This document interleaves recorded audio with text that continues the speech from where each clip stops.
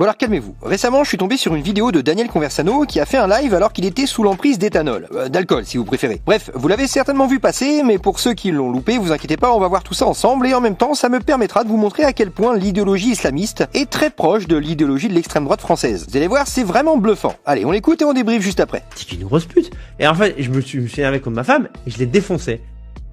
Et voilà, et elle a arrêté de regarder Grey's Anatomy. Voilà l'histoire. Comment ça s'est produit. De A jusqu'à Z. Après, elle me dit, ah, t'as raison. Bah, bien sûr, j'ai raison. Attends, c'est quoi ces conneries? Attends, la meuf, n'importe quoi. Enfin, elle est interne en médecine, elle regarde Grey's Anatomy. Et je dis, mais attends, mais c'est intéressant pour le développement médical. Dr House, c'est plus intéressant pour ça. Je dis, mais qu'est-ce qui te fait plaisir dans Grey's Anatomy? Ah, c'est que machin bidule chouette, il est bac plus 8 et il baise la meuf qui est bac plus 3. Genre comme toi, quoi. Tu te foutrais pas un petit peu de ma gueule? Et à un moment, j'ai pété un câble. Non, mais je te jure, non, mais je vous jure, j'ai pété un câble, je lui ai foutu une grosse baffe dans la gueule, j'ai défoncé. Et voilà. Et depuis, elle a arrêté de regarder Grey's Anatomy. Tu vas me casser les burnes parce que je suis rentré à 22h et pas 23h? Enfin, je t'explique. La hiérarchie. Moi, je suis là. Et toi, t'es là, en fait. Non, mais, tu veux, c'est, tu t'arrêtes immédiatement. C'est rare. Je m'engueule une fois tous les 2 ans avec ma femme. Mais ce soir-là, je l'ai calmé comme j'ai jamais calmé n'importe qui. Et je lui ai dit, mais ça ne se passera pas comme ça entre nous. J'aime mes enfants plus que tout, mais si tu me casses les burnes, parce qu'un soir, je suis rentré à 23h plutôt qu'à 22h, je t'engueule physiquement et je me casse. C'est-à-dire, opération perdant-perdant pour toi, quoi. C'est comme ça qu'il faut se comporter avec les femmes. La domination de sa femme, non pas d'un point de vue physique, je dis pas du tout de taper sa femme, c'est faire peur à sa femme. Voilà. Exprimer le fait que si ta femme te trompe, potentiellement, tu peux la tuer. Et à partir de là, ta femme ne te trompe pas. Voilà, c'est tout. C'est la méthode des hommes traditionnels. C'est ma méthode en tout cas. Je vous le dis en pleurant, les Européens sont tellement supérieurs, mais... Ne parlons même pas d'intellect, parce qu'on peut trouver des Japonais, des Asiatiques qui ont un intellect proche.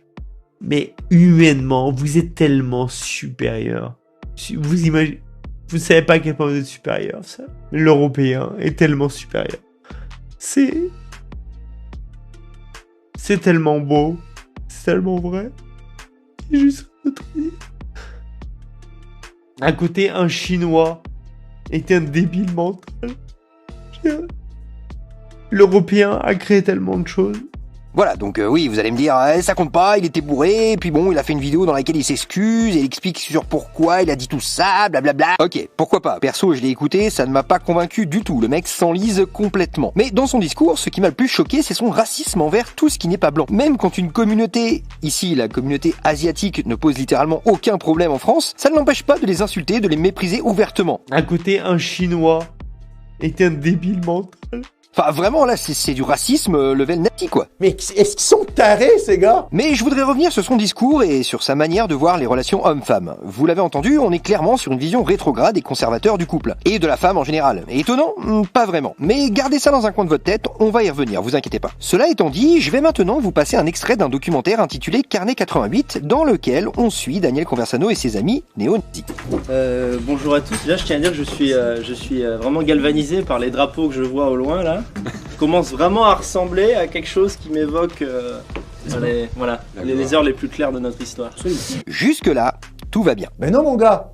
Mais non. Sauf qu'à un moment, dans ce documentaire, on y voit un de ses amis, ou en tout cas un de ses proches, qui est musulman, encenser Daniel Conversano et son idéologie. Écoutez, c'est rapide. Déjà, je suis assez proche du milieu nassau depuis longtemps, essentiellement pour des raisons d'affinité personnelle. C'est-à-dire que j'apprécie beaucoup de gens qui sont dans ce milieu-là. Je les apprécie humainement. Alors que dans un milieu de gauchos, etc., j'ai pas du tout cette affinité-là. Parce que j'ai aucune valeur en commun avec eux. Alors que dans le monde national, il y a des choses quand même qui résonnent en moi, où je comprends un peu ce qu'ils disent, ce qu'ils veulent, ce à quoi ils aspirent. Je le comprends parce que moi-même, en tant que musulman, on a aussi ce référentiel de valeurs. Et la modernité, c'est ça, c'est l'homme au centre de tout, je fais ce que je veux, je cherche mon bonheur, j'ai le droit à tout. Bon.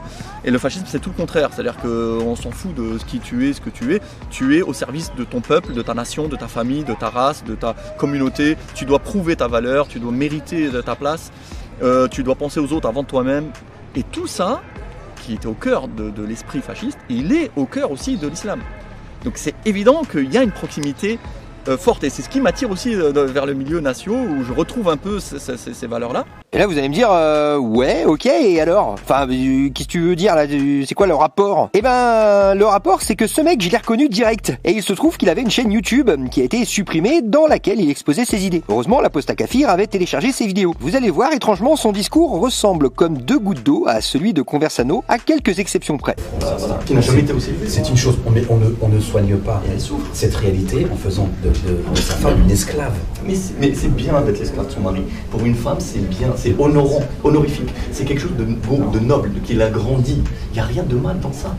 Moi je trouve que ce qui est dégradant, c'est que l'homme soit obligé de se réchauffer sa pizza surgelée pendant que madame elle est en train de faire du shopping ou elle est en réunion au boulot. C'est ça qui est dégradant. La vraie dégradation, c'est Bon, déjà, avant de commencer, évidemment, ce sont des gens qui sont totalement méprisables. Leurs propos dépassent encore une fois toutes les limites de l'acceptable. Et dans un système musulman, je ne vais pas vous faire un dessin, hein, vous voyez très bien ce qu'il mériterait. Mais bon, malheureusement, pour l'instant, c'est compliqué à appliquer ce genre de choses, malheureusement. Mais en vérité, c'est ce qu'il faudrait leur faire. Le plus beau cadeau que tu peux lui faire, c'est de la maintenir, de l'encadrer à sa place, de lui expliquer quel est son rôle et de veiller à ce qu'elle ne se rebelle pas. Donc tu la protèges contre elle-même. Je dis que toi, tu es en train de dire qu'en tant qu'homme, il faut encadrer la femme parce que la femme, elle est inférieure, elle n'est pas capable de penser par elle-même. Absolument. Non seulement tu l'esclavagises, d'accord, et en plus tu penses qu'elle est stupide. Oui, elle est profondément stupide. Mais la vie de couple, c'est quoi? Ben, c'est d'aller au cinéma, c'est d'aller d'aller au ça, c'est ce restaurant. que l'Occident t'a vendu. Ça, c'est des illusions. Oui, effectivement, on n'a pas profité des plaisirs matériels de la vie. Et alors, on est là pour bouffer au resto, aller au cinéma et acheter des bijoux. C'est ça le bonheur. Ce que je vous souligne ici, c'est que l'extrême droite française et l'extrême droite islamique n'ont pas le même maillot, mais ils ont littéralement la même passion. Ben, beau projet de Mongol, les gars. Beau projet. Ben oui. Non, mais tout ça doit arrêter, là. Ces deux personnes-là vouent un culte à une chimère, une époque fantasmée qui n'existe plus et qui, comme ils se la représentent, n'a jamais existé. Conversano souhaite revenir aux valeurs d'antan, la France d'avant, qui n'est rien de plus qu'un fantasme et qu'on se le dise, était profondément injuste envers, par exemple, les enfants et les femmes. Ça, c'est juste un exemple parmi des dizaines d'autres, hein. Car oui, à cette époque, frapper sa femme ou son fils, c'était un truc tout à fait banal. Ah, la belle époque, hein, ça fait rêver, hein. Eh ben non, justement, hein, le genre d'époque qui ne fait rêver que les adorateurs de Conversano et les islamistes. Bref, vous l'avez vu, ces idéologies ne sont que les deux faces d'une seule et même pièce, qui sont à combattre toutes les deux. Sauf que globalement, et là je vais faire mon sale gauchiste, hein, désolé, aujourd'hui en France c'est ce genre d'extrême droite là qui a une chance d'arriver au pouvoir. Même si, vous vous en doutez, hein, à la différence d'une certaine gauche, je ne minimise absolument pas les dégâts et l'importance de l'idéologie islamique en France et leur succès auprès des jeunes français de confession musulmane. Pour finir, je voudrais simplement vous rappeler une évidence. La démocratie en France, même si elle est très imparfaite, hein, calme-toi, elle s'appuie quand même sur 3 principes fondamentaux. Les libertés individuelles, les libertés collectives et l'égalité de tous les citoyens. Et à mon avis, si ce genre d'idéologie arrive au pouvoir en France, qu'elle soit du côté des islamistes ou du côté de Conversano, il y a de fortes chances que ces 3 principes prennent un sacré coup dans la gueule. Déjà que Macron les travaille au foie depuis plusieurs années déjà, je pense que c'est inutile d'en rajouter une couche, hein. Calme-toi. Il faut se calmer, les gars. Donc je vous le cache pas, entre l'extrême droite française, l'extrême droite islamique et une certaine gauche qui se refuse à critiquer l'islam et qui par son comportement engendre en partie la montée de l'islamisme en France, eh ben on n'est pas dans la merde. Car oui, se refuser à une critique d'une religion, ici l'islam, c'est de facto habituer les croyants à considérer leur dogme comme une vérité absolue. Et à terme, ils finiront par utiliser leurs croyances comme un argument d'autorité intouchable pour justifier la mise en place de lois, ou simplement pour justifier leur comportement. Dans le fond de votre cœur, vous savez que ce que je dis est vrai. Et malheureusement, se refuser à user de ce droit fondamental qu'est la critique de l'islam, c'est accepter de voir ce droit disparaître. Car quand on n'utilise pas une liberté, bah c'est comme un muscle, hein, il finit par s'atrophier puis disparaître. Bref, une sombre affaire. Et toi, mon petit bonhomme, t'en penses quoi finalement de tout ça? Parce que moi je... Et face, si vous voulez, aux problématiques de la modernité occidentale, beaucoup de Maghrébins tombent dans le piège, quoi. C'est-à-dire ils disent, ah ouais, c'est vrai, après tout, la tolérance, le droit de l'homme, la démocratie, la liberté, l'individualisme, profiter de la vie, consommer, faire ce qu'on veut, c'est bien. Voilà ce que nous offre l'Occident, et ça c'est bien. C'est vrai que nous avant, on n'était pas bien, on était méchants, nos femmes n'avaient aucun droit, on était pauvres, on avait le droit à rien, et puis la religion c'est quelque chose d'austère, de lugubre, il n'y a que des interdits. Voilà le logiciel qui, qu'on le veuille ou pas, malheureusement, a pénétré le cerveau de la majorité des Maghrébins. Alors en France, beaucoup, mais maintenant même au Maghreb. Même au Maghreb. Et malheureusement, face à ça, la réponse qui a été faite par, on va dire entre guillemets, le milieu religieux, ceux qui étaient quand même attachés à l'islam, etc., malheureusement, ils ont développé des réponses, mais qui n'étaient pas efficaces, qui étaient très brutales, qui n'étaient pas en phase avec les problématiques modernes, la psychologie de ces gens-là. Donc finalement, malheureusement, la plupart du temps, ça s'est retourné même contre nous. C'est-à-dire que ça a été pris, ça n'a fait qu'alimenter le camp adverse. En disant, ah, vous voyez les barbus, comment ils sont méchants, dès qu'on critique, ils vous tapent, dès que ils crient, ils sont pas, ils veulent vous imposer leurs lois, vous voyez. Malheureusement, on n'a pas su développer d'armes, de stratégies efficaces. Du coup, bah, même là, si vous voulez, un petit peu le sursaut de réponse, il a été récupéré contre nous. Malheureusement. Voilà, et puis bon, c'est marrant aussi parce que je vois, bon, c'est une petite remarque en passage, hein, c'est que ces gens-là, souvent, ils commencent d'ailleurs par pointer du doigt, si vous voulez, uniquement certaines catégories de musulmans dits extrémistes, en disant par exemple, non, moi je m'attaque aux salafistes. Voilà, les salafistes sont méchants, ils font ceci, ils sont littéralistes. Mais en vérité, tout ce qu'ils reprochent aux salafistes, en fait, c'est que de l'islam. C'est tout. C'est-à-dire que pour pas dire ouvertement l'islam est mauvais, on va dire les salafistes sont mauvais, le radicalisme, l'islam radical, il est mauvais. Mais ce que eux appellent l'islam radical, ce n'est que l'islam authentique, l'islam réel. Il n'y a rien de radical là-dedans. Maintenant, par exemple, la polygamie, on va la mettre dans l'islam radical. Non, c'est dans l'islam tout court. Le voile islamique, le voile, le hijab, on va le mettre dans l'islam radical. En fait, l'islam authentique, on le change de catégorie. On lui met une étiquette méchant, terroriste, islamiste, intégriste, extrémiste. On s'attaque à eux, on bombarde tout ça. Comme ça, la masse des musulmans va lui dire non, nous on n'a rien contre l'islam tolérant, l'islam de paix, l'islam ouvert. C'est juste l'islam. Mais l'islam tolérant et ouvert, et de paix et tout ça, en fait, c'est un islam complètement désislamisé. Donc en fait, c'est un piège complet. Être le boss, ça évolue comme un bonhomme. Tu tires, tu braques, tu teases, tu craques. Jamais tu ne parles, jamais tu ne blagues. Comme un bonhomme. Regarde froid, vénère, sans froid. En l'air tu les envoies, courageux, regarde-toi. Comme un bonhomme. T'es grand, t'es fort, t'assumes, t'es brave. Tu n'y arrives qu'à la force de tes bras. Comme un bonhomme. T'assumes, tu fumes, tu tapes, tu luttes. Jamais tu ne cesses, jamais tu ne suces. De ces mômes qui foutent la merde, de ces pampins qui vous la mettent derrière un mic ou en antenne, la tête orientée vers la mer. Tu veux la caisse, J'en peux plus, c'est un truc de ouf. Je viens de me réveiller, j'allume la télé, j'allume jamais la télé déjà, je regarde quasiment même plus la télé. J'allume la télé, la tête de Wham, c'est quoi le premier mot j'entends? Musulman. Allez vous gratter. Allez vous gratter, mais fort, fort, fort, fort. Ça devient insupportable. Insupportable toute l'année. 24/24, 7 jours sur 7. Peu importe le sujet, musulman, islam, islamiste, communauté musulmane, banlieue, vous arrêtez pas. Vous n'arrêtez jamais. C'est un truc de dingue ce racisme à la télé. L'autre Salman là, des grandes gueules, j'ai été aux grandes gueules les amis, 2 piges, d'accord, j'ai été aux grandes gueules 2 ans. Ils m'ont viré parce que je les ai mis à l'amende, parce que je venais avec des chiffres, du solide, de la documentation, et je les couchais tous sur le plateau. Tous, du plus grand au plus petit, je les couchais tous. Et ils m'ont targe pour ça. Et l'autre, elle est là. À un moment donné, j'aimerais agir parce que c'est ma dignité, c'est la loi de la charia. Il faut pas que je reste comme ça. Donc, je fais appel à tous, celles et celui qui est prêt et qui est vraiment sérieux dans la parole, pas que dans la parole, mais dans l'acte. Les bâtiments et on va faire en sorte que vos enfants aussi, ça soit aussi eux des ouvriers pour que nous, nos enfants à nous, ils soient médecins, chirurgiens, avocats, etc., etc. Comme moi je dis, c'est Jean-Pierre qui a allié son avenir à Mamadou. C'est pas Mamadou qui a allié son avenir à Jean-Pierre. Elles exposent alors leur corps aux hommes sans la moindre honte et pudeur. Ça ne dérange même plus nos sœurs musulmanes d'exposer leur beauté, leur corps, leurs bras, leurs jambes, une partie du décolleté, la chevelure et même le visage au kuffar. Ça ne les dérange plus que les gens se rincent l'œil sur elles. Et encore une fois, on va taper aussi sur les frères pour être juste. Où est passée la bonne jalousie des frères? Où sont passés les rijals de notre Ummah qui ne tolèrent pas et qui n'acceptent pas que des gens se rincent l'œil sur leur femme et admirent les attributs de leur femme. Là, ta femme, elle est là pendant 10 minutes à attendre le bus. Ça te dérange pas que tous ceux qui passent, ils voient ta femme, ils regardent ta femme. Il peut même s'arrêter devant elle, lui parler, il la voit, il baisse pas les yeux, ça te dérange pas.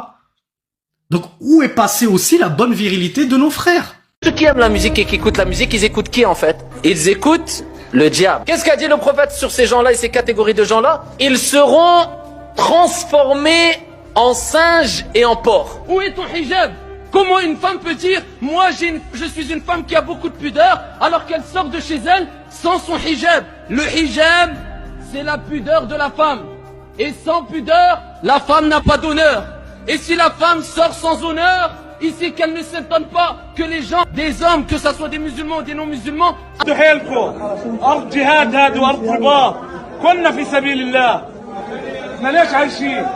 بكره بياخذك من ايده وبتخششك الفردوس الاعلى. الشهيد بتشفع ل 70 واحد من اهل بيته. ل 70 واحد بتشفع. كرهان؟ مش خساره في ربنا، الله خلقنا والله بياخذنا، والله يفعل ما يريد واحنا الحمد لله صابرين. صابرين وبنرضى قضاء الله وقدره. بنرضى فيه بنعترضش على امر الله. Il appelle sa femme dans son lit et que celle-ci refuse, les anges la maudissent jusqu'à ce qu'elle se réveille, qu'elle ne lui coupe pas la parole lorsqu'il parle, et qu'elle n'élève pas sa voix sur lui, et qu'elle l'écoute lorsqu'il s'adresse à lui, et qu'elle lui obéit lorsqu'il lui ordonne des choses, et qu'elle le préserve en son absence, et qu'elle se lève et qu'elle se précipite vers lui lorsqu'il arrive et qu'il rentre à la maison. Et le droit de ton époux sur toi passe avant le droit de tes parents sur toi. La mère vertueuse et intelligente ne défend presque en aucun cas sa fille, même si sa fille a raison. Mais elle doit lui dire de revenir vers son mari et de s'excuser et de se corriger. Et si la femme refuse, elle n'a pas refusé à l'homme en réalité, ni aux parents de l'homme, mais elle a refusé à Allah. يخيروك يا إما تموتي انتي ولا الزوج، وش تخير؟ يموت أنا ولا الزوج؟ يموت هو. لا فيغيتي. الزوج.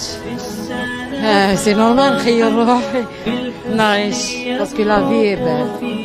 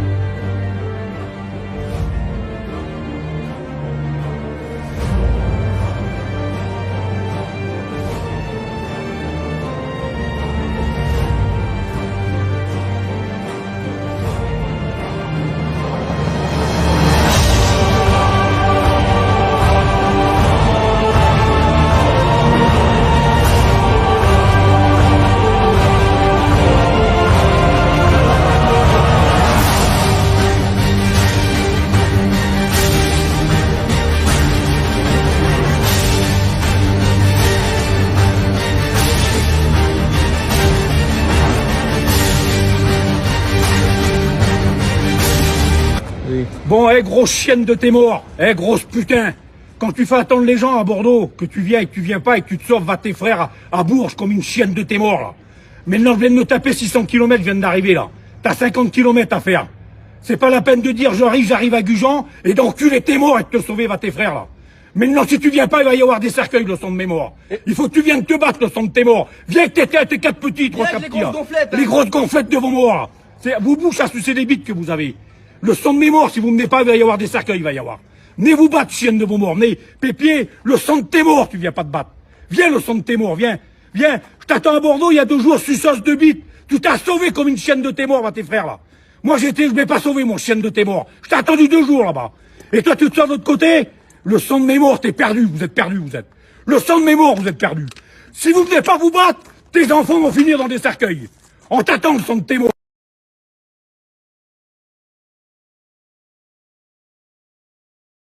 Être le boss, ça pro évolue comme un bonhomme. Tu tires, tu braques, tu tises, tu craques. Jamais tu ne parles, jamais tu ne blagues. Comme un bonhomme. Regarde froid, vénère, sans froid. En l'air tu les envoies, courageux, regarde-toi. Comme un bonhomme. T'es grand, t'es fort, t'assumes, t'es brave. Tu n'y arrives qu'à la force de tes bras. Comme un bonhomme. T'assumes, tu fumes, tu tapes, tu luttes. Jamais tu ne cesses, jamais tu ne suces. De ces mômes qui foutent la merde, de ces bambins qui vous la mettent derrière un mic ou en antenne, la tête orientée vers la Mecque. Tu veux la caisse, tu dis la tête orientée vers la Mecque. Tu veux la caisse, tu dis mic ou en antenne, la tête orientée vers la Mecque. Tu veux